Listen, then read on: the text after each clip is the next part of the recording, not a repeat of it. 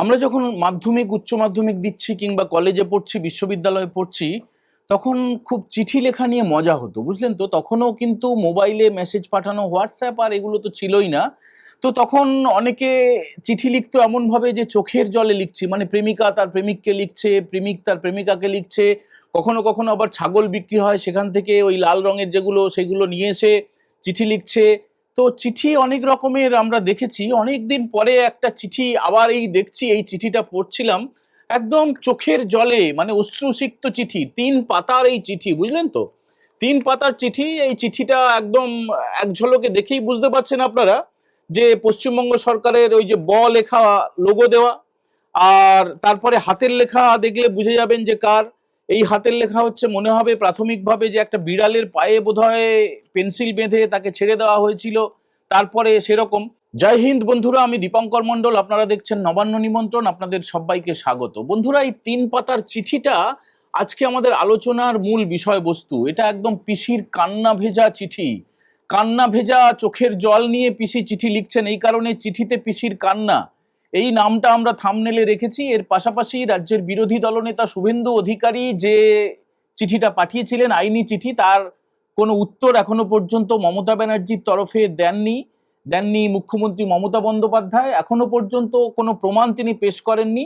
যে কথা তিনি বলেছিলেন 9 তারিখে হাজরায় দাঁড়িয়ে, যে শুভেন্দু অধিকারী এবং অমিত শাহ তারা দত্তক পুত্র, শুভেন্দুবাবু দত্তক পুত্র অমিত শাহের, এবং তাদের যে নথি রয়েছে, তার কাছে পেন ড্রাইভ রয়েছে, কয়লা পাচারের টাকা কিভাবে পাচার করা হয় ইত্যাদি ইত্যাদি, একদম বেসলেস যে সমস্ত কথা বলেছিলেন, সেগুলোর প্রমাণ 72 ঘন্টা পেশ করার জন্য দিয়েছিলেন শুভেন্দুবাবু। 24 ঘন্টা কেটে গিয়েছে, এখনো পর্যন্ত মমতা ব্যানার্জির তরফে কোনো প্রমাণ তিনি পেশ করতে পারেননি। তিনি আগামী 24 ঘন্টায় বা 48 ঘন্টায় পেশ করবেন কিনা আমাদের জানা নেই, কিন্তু তিনি যদি না পেশ করতে পারেন তাহলে তার বিরুদ্ধে ক্রিমিনাল কেস হবে, অর্থাৎ 48 ঘন্টা সময় তার হাতে রয়েছে। এমন একটা এপিসোড আমরা আগেই তৈরি করেছি। তো 8 তারিখ 9 তারিখ তীব্র নাটক, তীব্র সার্কাস করার পরে রাজ্যের মুখ্যমন্ত্রী মমতা বন্দ্যোপাধ্যায় শনিবার দিন কি করলেন, 10 তারিখে কি করলেন, তিনি নবান্ন থেকে একটা চিঠি পাঠিয়েছেন দিল্লিতে, দিল্লির মুখ্য নির্বাচন কমিশনারের দপ্তরে চিফ ইলেকশন কমিশনার জ্ঞানেশ কুমারকে 3 পাতার একটা চিঠি লিখেছেন। এর পাশাপাশি যেটা তিনি জানিয়েছেন যে তিনি 12 তারিখে, মানে যুব দিবস, স্বামী বিবেকানন্দের যে জন্মদিন গোটা বিশ্বজুড়ে পালিত হবে, সেই অনুষ্ঠানে তিনি যেতে পারবেন না, তার মন্ত্রিসভার সদস্য শশী পাঁজা গিয়ে শ্রদ্ধা জানাবেন। তো সেই চিঠিটা একটুখানি আপনারা দেখে নিন। তারপরে যে চিঠিটা মমতা ব্যানার্জি তিনি নিজে তার সোশ্যাল মিডিয়ায় পোস্ট করেছেন, তার কপি এই যে আপনারা দেখতে পাচ্ছেন এই মুহূর্তে।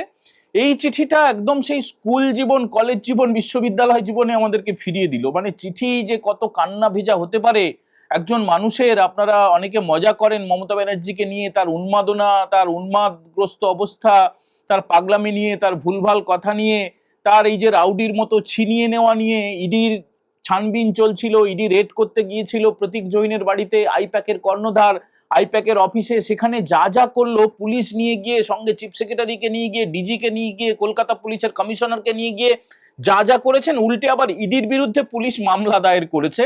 এবং সেই কেস যখন ইডি হাইকোর্টে মামলা দায়ের করেছিল, তার শুনানিও হতে দেয়নি তৃণমূলের তরফে। কি কি হয়েছে আপনারা জানেন। সেই শুনানির ডেট পিছিয়ে গেছে, 14 তারিখে হওয়ার কথা, কিন্তু ইতিমধ্যে ইডি আবার চলে গেছে সুপ্রিম কোর্টে। সুপ্রিম কোর্টে এখনো পর্যন্ত মামলার শুনানির দিন ধার্য না হলেও রাজ্য সরকারের তরফে একটা ক্যাভিয়েট ফাইল করা হয়েছে যে একতরফা যাতে কোনো সিদ্ধান্ত না নিয়ে নেয় দেশের শীর্ষ আদালত, যেন রাজ্য সরকারকেও সুযোগ দেয় কিছু বলার জন্য। আর নির্বাচন কমিশনের তরফে অতি প্রতীক্ষিত একটা সিদ্ধান্ত দিল্লিতে চলে গিয়েছে। রাজ্য নির্বাচন কমিশনের আধিকারিক যিনি মনোজ আগরওয়াল সিইও, তিনি জানিয়ে দিয়েছেন দিল্লিকে, অর্থাৎ মুখ্য নির্বাচন কমিশনারের দপ্তরকে, যে এ রাজ্যে 69টি বহুতলে, মানে কলকাতা ও অন্যান্য শহর মিলিয়ে 69টি বহুতলে নতুন করে বুথ করা হবে। 17ই ফেব্রুয়ারি সেই ডেটে জানানো হবে যে কোন কোন জায়গায় কটা বুথ হবে, সেটা জানিয়ে দেওয়া হবে। এবং যেটা জানানো হয়েছে যে 300 জন আছেন এমন বহুতলে আলাদা করে বুথ হবে। অর্থাৎ নির্বাচন কমিশন যে এসআইআর এর কাজ করছে সেটা পুরো মাত্রায় চলছে। আর দফায় দফায় পিসি চিঠি দেওয়ার পরেও কোনো উত্তর তো পাচ্ছেনই না। একদম নির্বিঘ্নে, নিরুপদ্রবে নতুন করে আবার স্পেশাল অবজারভাররা আসতে শুরু করেছেন রাজ্যে। এবং নির্বাচন কমিশন থেকে রাজ্য সরকারকে যে নির্দেশ দেওয়া হয়েছিল যে পুলিশ দিতে হবে পর্যাপ্ত, এবং যাতে করে বিশেষ করে দক্ষিণ চব্বিশ পরগনা এবং বেশ কিছু জায়গায় যেখানে ভাইপো বাহিনীর দাপট রয়েছে সেই জায়গায় যাতে করে কোনো নতুন করে অশান্তি না হয় সেটা নিশ্চিত করার জন্য বলা হয়েছিল। একটা রিপোর্ট চাওয়া হয়েছিল ডিজির কাছে, ডিজি সেই রিপোর্ট পাঠিয়ে দিয়েছেন। তার পরিপ্রেক্ষিতে রাজ্যের মুখ্যমন্ত্রী মমতা বন্দ্যোপাধ্যায় তার যে কৃতকর্ম গত 8 তারিখে এবং 9 তারিখে করেছেন সেটাকে কিভাবে পালিশ করার চেষ্টা করছে দেখুন। তার হৃদয় একদম ফেটে যাচ্ছে। এই যে 3 পাতার চিঠিতে ছত্রে ছত্রে তার মানসিক বেদনা, তার কষ্ট, তার দুঃখ, তার অশ্রু ঝরে ঝরে পড়ছে। একদম 3 পাতা তো পড়ার কোনো মানে হয় না, একটুখানি প্রথমটা শোনাই আর একদম শেষটা শোনাবো। একদম শুরু করছেন যে ডিয়ার মিস্টার জ্ঞানেশ কুমার, মানে মিস্টার জ্ঞানেশ কুমার হচ্ছেন chief election commissioner, election commission of India, নির্বাচন সদন, অশোকা রোড, নিউ দিল্লি 110001, এই ঠিকানায় আর কি। মমতা ব্যানার্জি নিজের হাতে কি লিখেছেন সেটা শোনাবো, আর একদম শুরুটা আপনাদেরকে শুনিয়ে দেবো। তো তাহলেই আপনারা বুঝতে পারবেন যে কত কষ্টে আছেন এবং চিঠিতে পিসির কান্না কিভাবে ঝরে ঝরে পড়ছে। তিনি শুরু করছেন এইভাবে, I am deeply shocked and disturbed by the manner in which the Election Commission of India ECI appears to be relentlessly harassing ordinary citizens during the ongoing special intensive revision। এই যে এসআইআর চলছে তাতে করে দেশের নাগরিকরা, দেশ কথাটা তার মনে আছে তাহলে, মানে আমরা তো ভাবতাম যে তিনি একটা নতুন দেশ, নতুন পৃথিবী, নতুন গ্রহে বোধহয় তিনি রাজত্ব করে চলেছেন। পশ্চিমবঙ্গ যে ভারতবর্ষের একটা অবিচ্ছেদ্য অংশ, এই যে সাংবিধানিক কাঠামোর মধ্যে আছে, যুক্তরাষ্ট্রীয় পরিকাঠামোর মধ্যে আছে, মাঝে মাঝে আমাদের ভুলে যেতে হয় তার যা কাণ্ড কারখানা, তার যা অডাসিটি, এইসব দেখে। তো সেই এসআইআর নিয়ে এ রাজ্যের মুখ্যমন্ত্রী আগেও চিঠি দিয়েছেন। তিনি মুখে তো সেই 21শে জুলাই শুরু করেছিলেন, ধর্মতলায় যে 21শে জুলাই ডিম ভাতের উৎসব হয় সেখান থেকে ঘোষণা করেছিলেন তিনি এসআইআর হতে দেবেন না, তিনি দরকার হলে ইলেকশন কমিশন ঘেরাও করবেন, সেসব তিনি ভুলে গেছেন সম্ভবত, আমরা কিন্তু ভুলিনি। তিনি বারবার লাগাতার বলে গেছেন এসআইআর হতে দেবেন না, এসআইআর হতে দেবেন না। কিন্তু তিনি বললেই তো হবে না, মানে চাইলেই তো আর একদম আমি চাইবো চাঁদে যেতে, তিনি চাইবেন রকেটে উঠে রওনা হতে, সেগুলো হবে না। তার চাওয়া না চাওয়া শুধুমাত্র এই পশ্চিমবঙ্গের তার ক্যাডারদের মধ্যে, পুলিশের মধ্যে, তার আইএএস আইপিএস দের মধ্যে সীমাবদ্ধ। এছাড়া তার কথা শোনেন কিছু, এখন কমে গেছে যদিও সংখ্যায়, তৃণমূলের কিছু সমর্থক এখনো পর্যন্ত 2-5 জন রয়েছেন। গতকালকে অর্থাৎ 9 তারিখে যে মিছিলে তিনি হাঁটলেন একদম ফাঁকা, মানে ন্যাড়া হয়ে গেছে। তার জনপ্রতিনিধিদের তিনি নিয়ে হেঁটেছেন এবং বিরাট বিরাট বাতেলা দিয়েছেন, যেই পরিপ্রেক্ষিতে রাজ্যের বিরোধী দলনেতা শুভেন্দু অধিকারী আইনি নোটিশ পাঠিয়েছেন রাজ্যের মুখ্যমন্ত্রী মমতা বন্দ্যোপাধ্যায়কে। তো এই চিঠিতে তার বিরাট বিরাট সব নাম তিনি ব্যবহার করেছেন, বুঝলেন তো, যে অমর্ত্য সেনকে হ্যারাস্ট হতে হচ্ছে, এছাড়াও তার যে সাংসদ দীপক অধিকারী দেব, মানে যারা শুনানির চিঠি পেয়েছেন, হিয়ারিং এর চিঠি পেয়েছেন, তারা বলছেন যে না না ঠিক আছে, বানান ভুল হতে পারে বা অন্য কোনো কারণে বাবা মায়ের নাম ভুল থাকতে পারে, বয়সের ভুল থাকতে পারে, আমরা ঠিক করে নেব। এবং নির্বাচন কমিশন থেকে আলাদা করে বিএলওরা গিয়ে আর মানে একদম জানিয়ে দিয়েছেন যে যদি তারা বয়স্ক হন তাদের বাড়িতে তারা যাচ্ছেন। তো তারপরেও পিসি মানে রাজ্যের মুখ্যমন্ত্রী মমতা বন্দ্যোপাধ্যায় কিছু নাম উল্লেখ করে দিয়েছেন, শ্রী দীপক অধিকারী, মোহাম্মদ শামী, তারপরে এইসব নাম, অমর্ত্য সেন, এদেরকে হ্যারাস করা হচ্ছে, রাজ্যের মানুষ মারা যাচ্ছে। তিনি দাবি করেছেন মানে ঠান্ডায় মারা গেছে না হার্ট অ্যাটাকে নাকি পেট ব্যথায় নাকি বয়সজনিত কারণে বা অন্য কোনো অসুস্থতায়, তার কোনো কিন্তু লিমিট নেই। পিসি দাবি করেছেন যে 77 জন মারা গিয়েছেন, 4 জন অ্যাটেম্প্ট টু সুইসাইড করেছেন, মানে আত্মহত্যার চেষ্টা করেছেন, 17 জন অসুস্থ হয়ে পড়েছেন, এইসব জানিয়ে তিনি একদম মানে মানে দুঃখে ফেটে পড়ছেন। আর নামের বানানে তিনি উদাহরণ দিয়েছেন নিজের নামের, মানে ধরুন তিনি বলেছেন যে গণেশ কুমারকে চিঠি লিখে বলছেন যে ধরুন মমতা নামের কেউ, মানে তার নামই মমতা, তো মমতা নামের কেউ বানান লিখলো MAMTA, আবার কেউ লিখলো MAMATA, আর ধরুন কুমার বানান কেউ KUMAR, কেউ লিখলো KOMAR, তো সেক্ষেত্রে কেন তাদেরকে চিঠি দেওয়া হবে? তো দিতে তো হবেই, মানে বানানটা তো আসল।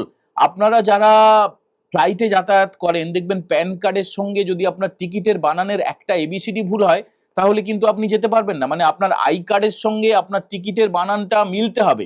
একইভাবে যে নামটা বা যে বানানে আপনি অফিসিয়ালি ব্যবহার করবেন তার সঙ্গে আপনার যে এপিক কার্ড তার তো মিল থাকতে হবে। তার কারণ যে পুরনো এপিক কার্ডগুলো সেগুলো তো আর থাকছে না, সেই ফেরেববাজি করা, মাঝে মধ্যেই আপনারা দেখছেন বিভিন্ন জেলায় বস্তা বস্তা এপিক কার্ড পাওয়া যাচ্ছে, বস্তা বস্তা আধার কার্ড পাওয়া যাচ্ছে, সেগুলোকে কেউ কেউ পুড়িয়ে দিচ্ছে, কেউ কেউ ফেলে দিচ্ছে জলের মধ্যে, জঞ্জালের মধ্যে। তো ভুয়া আধার কার্ড, ভুয়া এপিক কার্ডে তো ভরে গেছে রাজ্য। নতুন করে এই এসআইআর এর পরে প্রত্যেককে নতুন নতুন যে কার্ড পাঠানো হবে সেটাকে তো নিখুঁত করতে হবে, বাই পোস্টেই পাবেন আপনারা কার্ডগুলো। এবং সেই কার্ড পাঠানোর আগে 14 তারিখে পুরো লিস্টটা বেরিয়ে যাবে, একদম চূড়ান্ত ভোটার তালিকা। সেই তালিকায় যাদের নাম থাকবে তারা প্রত্যেকে নতুন করে এপিক কার্ড পাবেন। এবং এপিক কার্ড পাঠানোর আগে এই যে বানানের কারেকশন সেটা তো করতেই হবে। কিন্তু তিনি তো রাজ্যের মুখ্যমন্ত্রী, তিনি নিজেকে আলাদা দেশের অধিপতি ভাবেন, তিনি আলাদা গ্রহের, আলাদা একদম পুরো সৌরমণ্ডলের অধিপতি বলে মনে করেন। তিনি লিখছেন যে এইভাবে এদেরকে ডাকা উচিত নয়। কেন ডাকা উচিত নয়? কেন ডাকা উচিত নয় বলুন তো? এবং তিনি অনেক কিছু উল্লেখ করছেন না। এই এসআইআর এর সময়ে তার দলের লোকেদের যে ভূমিকা এবং তিনি যা করেছেন, তিনি তো একদম প্রকাশ্যে বলেছেন যে তার নাকি এসআইআর এর কাজ চলছিল। তিনি কেন এসআইআর এর কাজ করবেন? এসআইআর এর দায়িত্ব তো নির্বাচন কমিশনের। তিনি বলছেন আমার এসআইআর এর নথি হাতিয়ে নেওয়ার চেষ্টা করেছিল ইডি, এই কারণে আমি গিয়ে সেখান থেকে ফাইল নিয়ে চলে এসেছি, ইলেকট্রনিক এভিডেন্স নিয়ে চলে এসেছি, এবং সেখান থেকে মোবাইল নিয়ে চলে এসেছি, কম্পিউটারে হার্ড ডিস্ক নিয়ে চলে এসেছি। যেটা করা অন্যায় এবং যেটা নিয়ে মামলা দায়ের হয়ে গেছে হাইকোর্টে, যে কেসে আবার সুপ্রিম কোর্টে চলে গেছে। এবং অতি চালাকের গলায় দড়ি।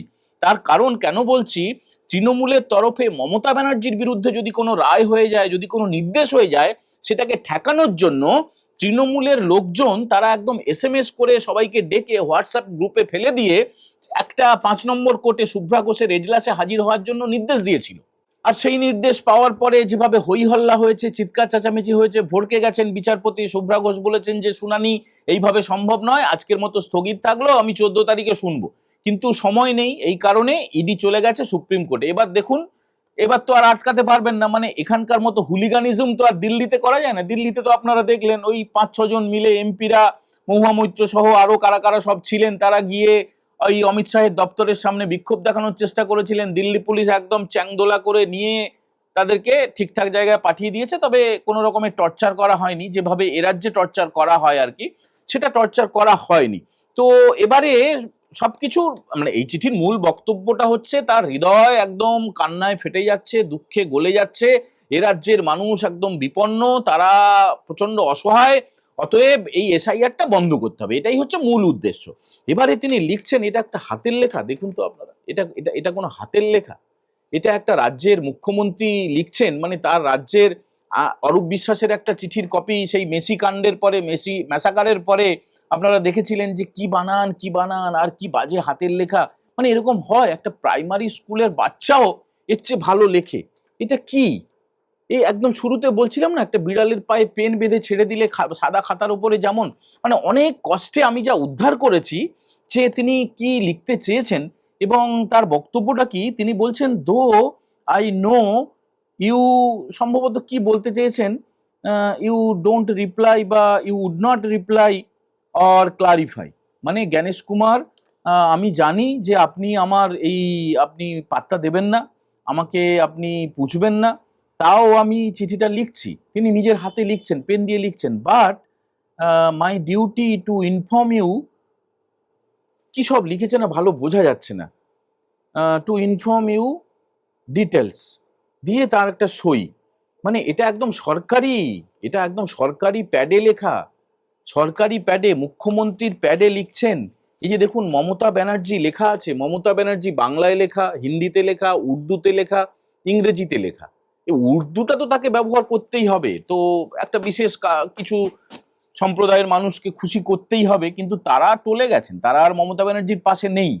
এবং যেভাবে অন্যান্য বিরোধী দলগুলোর সভায়, সমিতিতে, মিটিংয়ে ভিড় হচ্ছে, তাতে করে কান্না বেড়ে যাচ্ছে। একদিকে ওই ইডি মামলা, একদিকে এসআইআর এর ফলে ইতিমধ্যেই 58 লক্ষের বেশি মানুষের নাম বাদ হয়ে যাওয়া, ভুয়া ভোটারদের নাম বাদ হয়ে যাওয়া।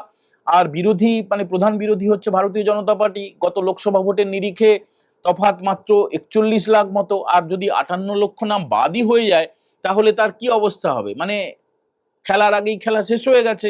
রাম জন্মের আগেই যেভাবে রামায়ণ লেখা হয়ে গেছিল, ভোটের আগেই কার্যত হেরে বসে আছে তৃণমূল। এই জন্যই তো আসল যন্ত্রণা। অন্যান্য করাপশন, চুরি, দুর্নীতি, কেলেঙ্কারি সেগুলো তো আছেই, এবং সেই গুণপনা যা যা করেছেন সেগুলো তো সবই বিচার হবে। কিন্তু ভোটেই যদি না জিততে পারেন তাহলে এই মস্তানি, এই গুন্ডামি, এগুলো তো সবই বন্ধ হয়ে যাবে। এই কারণেই হচ্ছে বিনিদ্র রাত কাটছে, এই কারণেই এরকম অসুয়া, এই কারণেই এরকম উদ্বেগ। সেই ছবিগুলো আপনারা দেখেছিলেন তো, মানে ঘুম হয়নি, দৌড়ে এসছেন। তিনি তো সাধারণত প্রসাধনী করে থাকেন, মানে মেকআপ মেকআপ তিনি চুলে কালার করেন, তিনি খুব সুন্দর করে হালকা একটা লিপস্টিক পরেন, সেগুলো অপরাধ না, মানে যে কোনো মানুষই তাকে আরো সুন্দর করে দেখানোর জন্য তিনি সাজগোজ করতেই পারেন।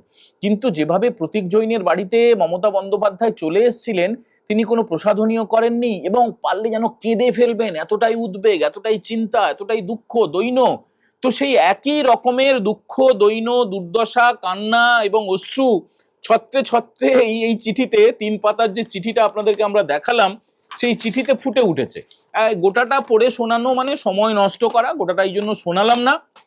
তার চেয়ে বরং অন্যান্য দলগুলো, বিশেষ করে বিরোধী দল ভারতীয় জনতা পার্টির যিনি প্রধান মুখ, পশ্চিমবঙ্গের রাজ্য বিধানসভার যিনি দলনেতা, বিরোধী দলনেতা শুভেন্দু অধিকারী আজকে পুরুলিয়ায় গিয়েছিলেন। তিনি কি বলেছেন সেখানকার খুব ছোট্ট একটা ক্লিপিং দিয়ে এই ভিডিও শেষ করব, দেখে নিন।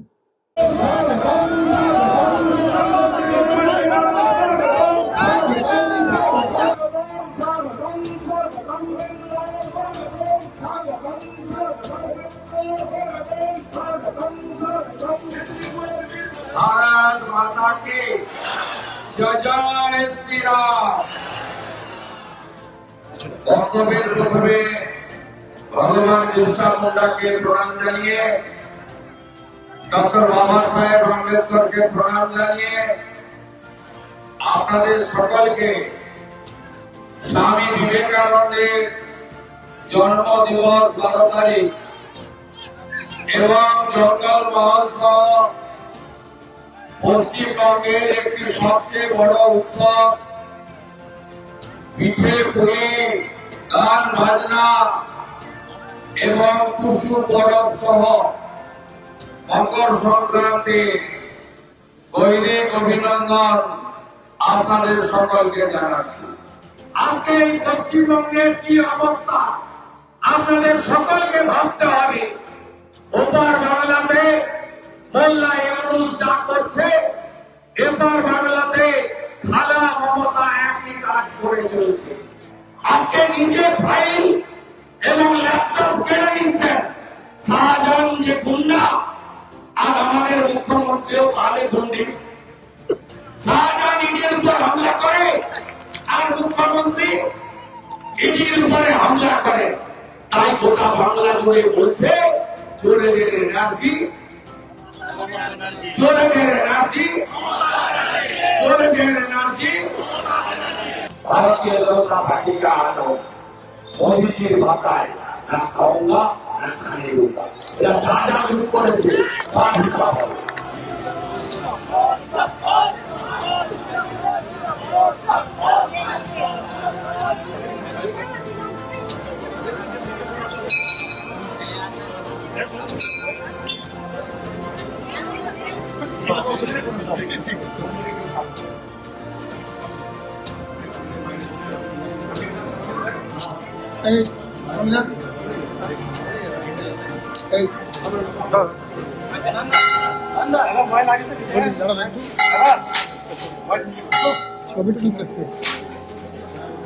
ছবি কে তুলবে?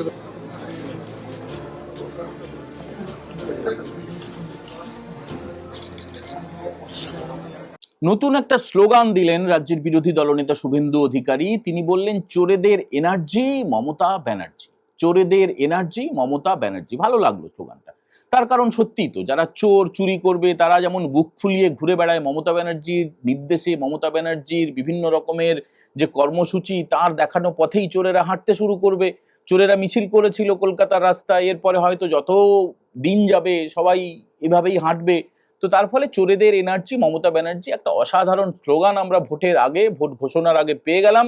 এবং এটা দিয়ে আজকের এই ভিডিও আমরা শেষ করছি। আপনারা সবাই ভালো থাকবেন। এই ভিডিও যদি ভালো লাগে তাহলে বন্ধুদের সঙ্গে শেয়ার করবেন এবং যারা প্রথমবার দেখছেন তারা অবশ্যই নবান্ন নিমন্ত্রণ চ্যানেলটাকে সাবস্ক্রাইব করবেন। খুব খুব খুব ভালো থাকবেন। শুভরাত্রি। জয় হিন্দ। বন্দে মাতরম।